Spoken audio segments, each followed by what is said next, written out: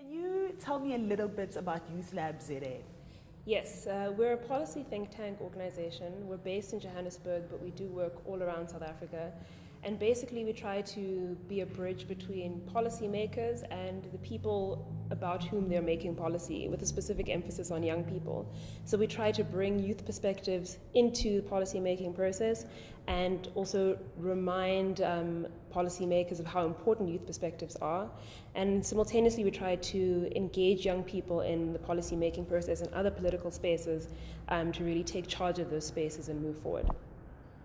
Now, in the recent past, South Africa has witnessed an increase in youth protests, largely attributed to social dissatisfaction.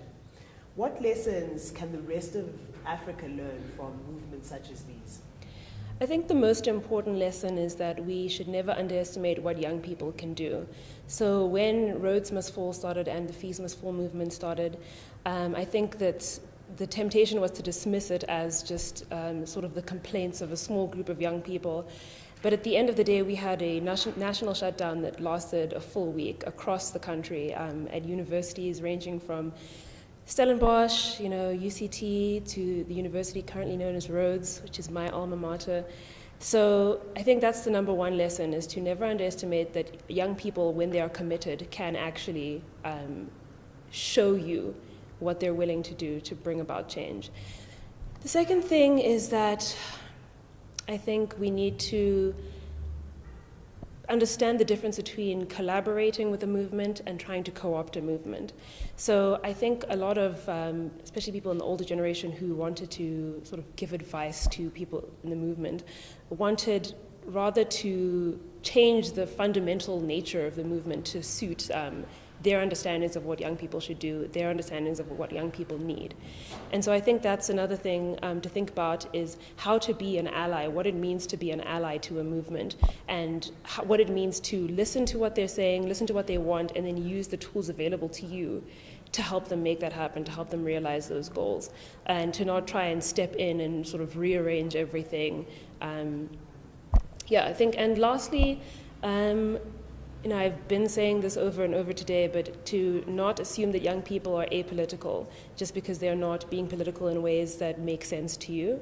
I think with the older generation, I was part of the national shutdown at the university currently known as Rhodes last year, and I remember speaking to older people in my family who would say, "What are you doing there? Like, is this really going to do anything? Is this really going to be useful? Do you really think that this is going to affect political change?" And it actually did. And I think that was an important lesson that people learned, was that something that's unfamiliar to you isn't necessarily the incorrect way to do something. And so I think what the Fees Must Fall protest showed is that young people are, actively political and actively entering spaces that they think need to change and changing them from within. Or trying to, rather. Thank you for that. I was actually about to ask if you participated in Rhodes Must Fall. I did, yeah. I'm not there currently. I'm still finishing my master's thesis with them, but it was a very turbulent time. But I can imagine. Obviously, I couldn't have not protested. A lot of people sort of thought, oh, well, international students, why are you taking part? This is a South African university problem. But at the end of the day, the reality of the situation is that South African universities aren't just for South African students. And so it's, a student-wide issue. Just because something doesn't necessarily speak to your context, if it's the right thing to support, it's the right thing to support. What skills do you think young people in Southern Africa need in order to meaningfully engage in democratic governance and political processes? I think, first of all, there is a lack of knowledge about how governance organizations and generally the political system works across different countries. So above and beyond maybe what you learn in social studies in primary school, you'll find that young adults don't necessarily know how the political system works, whether it's first past the post, what their vote in a local election means versus what their vote in a national election means. So I think that there is definitely a need to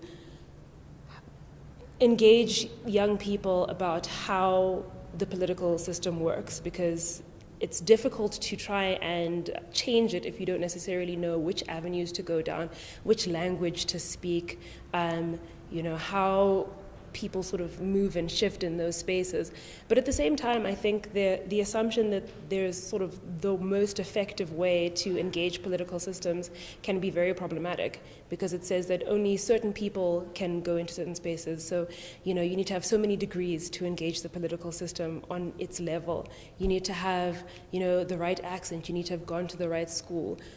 So I think that while there is a need for people to understand how the system works, at the same time, we need to challenge challenge the assumption that there's only one way to engage government systems and other democratic institutions.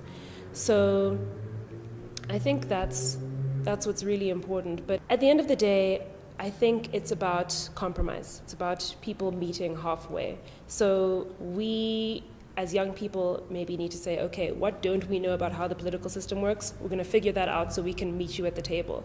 But then older generations, people who are currently in power, also need to understand that it's not necessarily, when young people are protesting fees must fall, doesn't just mean we don't want to pay for school. The affirmative repositioning movement didn't just mean that people just wanted land. Service delivery protests here and in South Africa don't mean that people want sanitation. People are reaching for those things and protesting for those things because those things have become almost synonymous with humanity in this context. The ways in which we're trying to claim our humanity are through these spaces. And I think it's also because, we have this human rights discourse that reminds us that all these human rights are so important. And so when people are trying to claim humanity, they say, okay, I'm going to go for those human rights. That's what you told me that it is to be a person and to exist in this space. If I'm a person, then automatically I should have X, Y, Z. And so I think we need to recognize that young people in movements are trying to achieve tangible goals, but those tangible goals also have a very intangible meaning. And that meaning is about their personal humanity, our collective humanity, and I think that's very important for people in power to take into account when coming to the table. Ndapwa, thank you so much for your passion and your time today. Thank you very much for having me.